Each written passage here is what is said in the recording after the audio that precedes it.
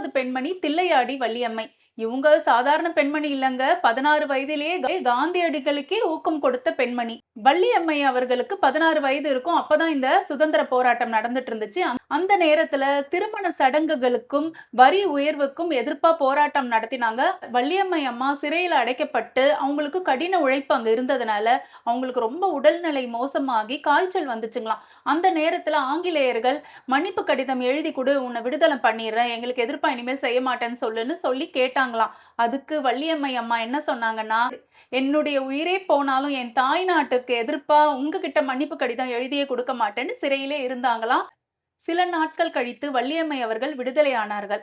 விடுதலை ஆன கொஞ்ச நாட்கள்லயே அவர் உயிர் பிரிஞ்சிருச்சுங்க. இந்த சம்பவத்தை காந்தியடிகள் அவருடைய சுயசரித்திரத்துல எழுதியிருப்பாரு தில்லையாடி வள்ளியம்மைய பத்தி. எப்படியெல்லாம் பெண்கள் சுதந்திரத்துக்காக போராட்டம் பண்ணியிருக்கிறாங்க பாத்தீங்களா? இவ்ளோ பேர் இவ்ளோ கஷ்டப்பட்டு போராடி நமக்கு சுதந்திரம் கிடைச்சிருச்சு.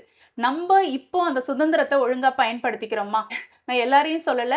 சில பேர் இந்த சுதந்திரத்தை ரொம்ப தப்பா பயன்படுத்துறாங்க. சின்ன குழந்தைங்க கிட்ட தப்பா நடந்துக்கிறாங்க. வயதானவங்களையும் ரேப் பண்றாங்க. அதே மாதிரி கொலை பண்றாங்க. போதைப் பொருள் இந்த மாதிரி கேவலமான, இழிவான செயல்ல ஈடுபட்டிருக்கிற மனித மிருகங்களுக்கு சுதந்திரம் கிடைச்சு என்னங்க பிரயோஜனம்? என்ன பொறுத்தவரைக்கும் இந்த மாதிரி மனித மிருகங்களுக்கு கடுமையான தண்டனைகள் கொடுக்கணுங்க. இப்ப இருக்கிற தண்டனை பத்தாது. எல்லாருக்கும் சந்தியா ராதாகிருஷ்ணனுடைய சுதந்திர தின வாழ்த்துக்கள். நன்றி, வணக்கம்.